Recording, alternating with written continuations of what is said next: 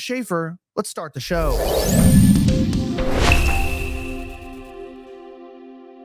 Well, it's no surprise that RFK Jr. is stepping back in the swing states, as we heard from his announcement the other day, but now apparently he's beginning to campaign with Donald Trump. The Gateway Pundit reports that RFK Jr. announces that he will be actively campaigning for Trump, teases Trump's upcoming announcements of Democrats joining MAGA movement. Jim Hoff reports. Robert F. Kennedy Jr. officially suspended his presidential campaign on Friday and endorsed President Trump, making an unprecedented alliance between a prominent Democrat and the MAGA movement. During an interview with Shannon Bream on Fox News, RFK Jr. revealed, "I'm going to be campaigning actively with Trump," emphasizing his commitment to make America healthy again. Kennedy teased significant upcoming announcements, hinting that President Trump will soon reveal other Democrats who are joining his campaign. Now, President Trump is going to make a series of announcements of other Democrats who are joining, saying, "I'm going to be campaigning actively." Now, don't believe me. Listen to the words yourself. Here he is on Fox News explaining his plans to campaign directly with Trump.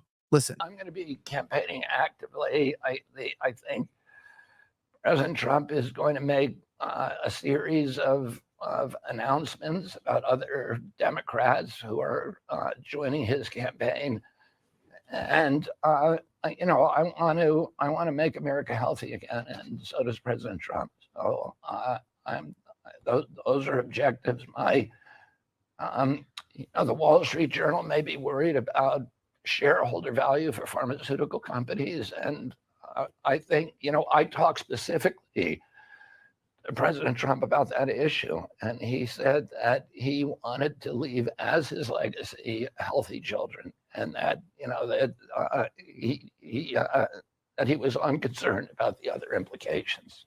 And of course, that's what he's concerned about. Now, I am too. As a father of two children, it's my utmost concern that they're both healthy. It's an utmost concern that my family's healthy. And that's a great way to get families to vote for you, actually looking out for them. If you remember, RFK Jr. directly during his speech talked about the dangers of unhealthy food, saying that this is actually the real killer. We talk a lot about the border and the fentanyl, but what about the food that's causing so much of our terminal and long-standing illnesses? Listen. Are we allowing this to happen to our children? These are the most precious assets that we have in this country. How can we let this happen to them? About 18% of American teens now have fatty liver disease. That's like 1 out of every 5.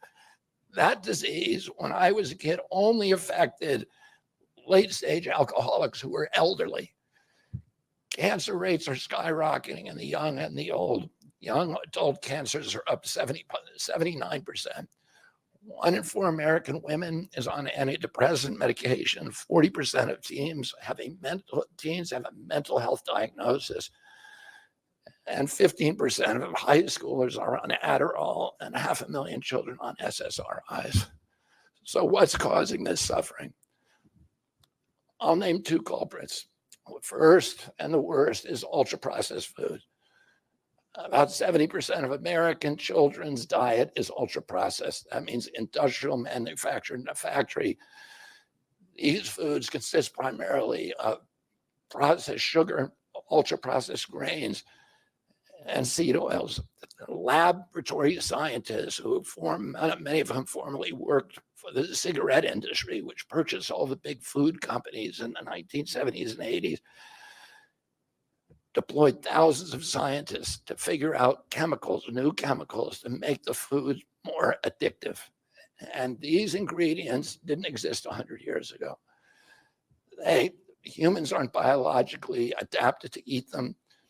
Hundreds of these chemicals are now banned in Europe, but ubiquitous in American processed foods. The second culprit is toxic chemicals in our food, our medicine, and our environment. Pesticides, food additives, pharmaceutical drugs, and toxic waste permeate every cell of our bodies. The assault on our children's cells and hormones is unrelenting. To name just one problem, many of these chemicals increase estrogen because young children are ingesting so many of these hormone disruptors. America's puberty rate is now occurring at age 10 to 13, which is 6 years earlier than girls were reaching puberty in 1900. Our country has the earliest puberty rates of any continent on the earth. And that's alarming. I mean, the fact is look, we have to not just be campaigning about the border. We've got to get control of our diet too. I find this to be one of the more interesting facts with RFK, as of course he's against vaccines and also against the big food industries that are sickening our kids and causing us to die early deaths. Now, in the midst of all this, I want to remind you guys that, they say cash is king, and maybe it is. But the truth of the matter is our cash is currently being demoted every single day. It's losing its value because of all the money they printed during COVID. And let's just face it, fiat currency is not the future. I want to tell you about gold and silver because the government will never stop printing money and it's infinite. But with gold and silver, there's a limited supply, which means that it retained its value over the years.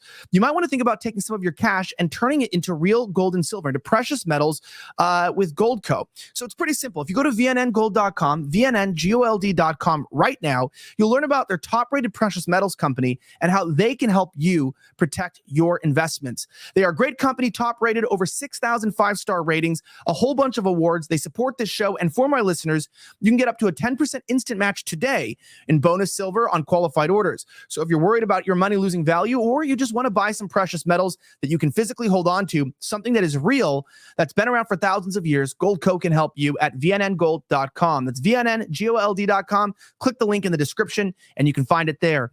Now, as I mentioned, RFK is campaigning, but one of the most important things that he did expose recently was how corrupt the DNC actually is.